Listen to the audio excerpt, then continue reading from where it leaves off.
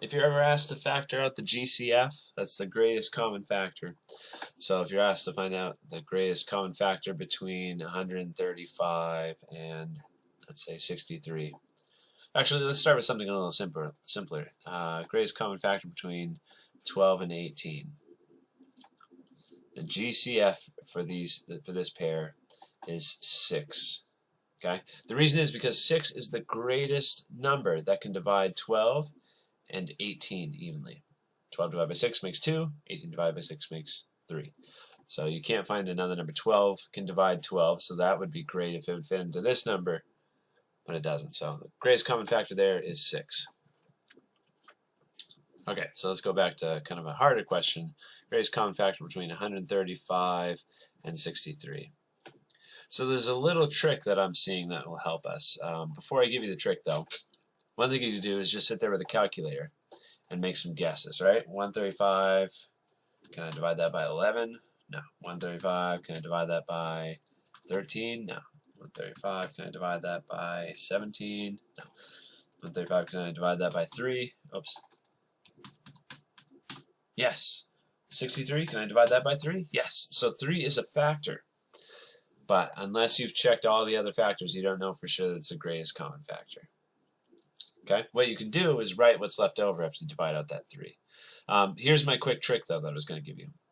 If you add all the digits in a number, like 1 plus 3 plus 5, that makes 9.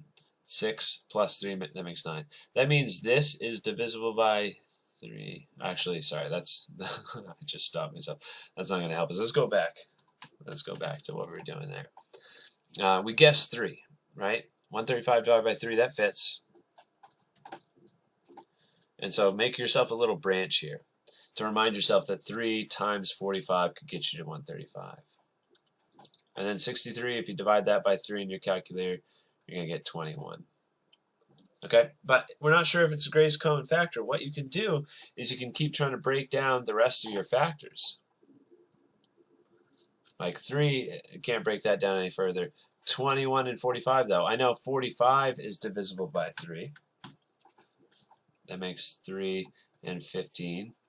21 is divisible by 3. If you punch that in your calculator, 21 divided by 3, it makes 7.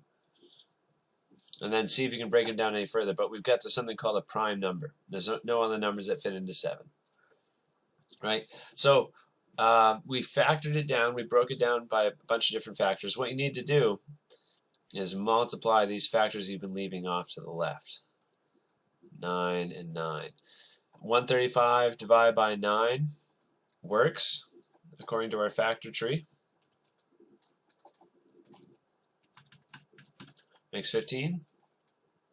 And then 63 divided by 9 works. That would make, I should know this, 7?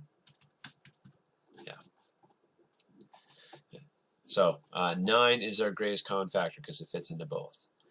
But again, the other method, and the one I actually did a lot when I was in school, is I just started from the beginning.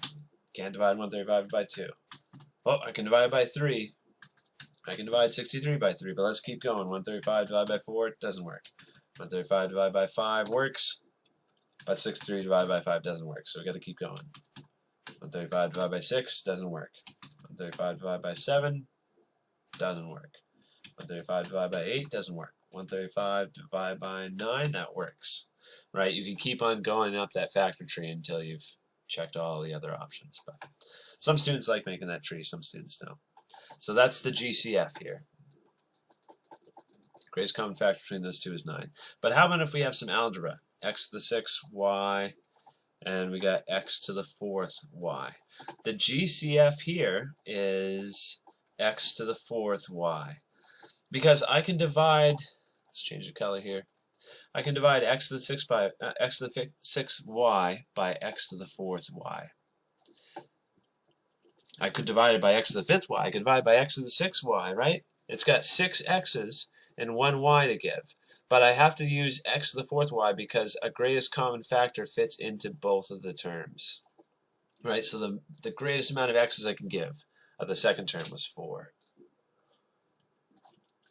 Let me do another example.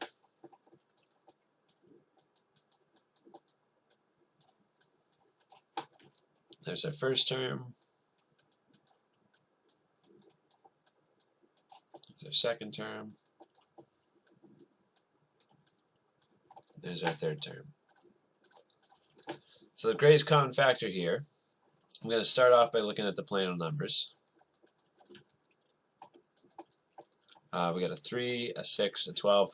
3 can divide 3, 6 can divide 3, and 12 can divide 3. So I know 3 is one number in my greatest common factor. Let's look at the x's. This one has 4 x's to give, this one has 3 x's to give, and this one has 7 x's to give. So the best we can do is take 3 x's out of everything. 3 y's, 2 y's, 8 y's, so y to the second. We can't do y to the third because this middle term doesn't have 3 y's to give. That's the greatest common factor for this expression, for these 3 terms.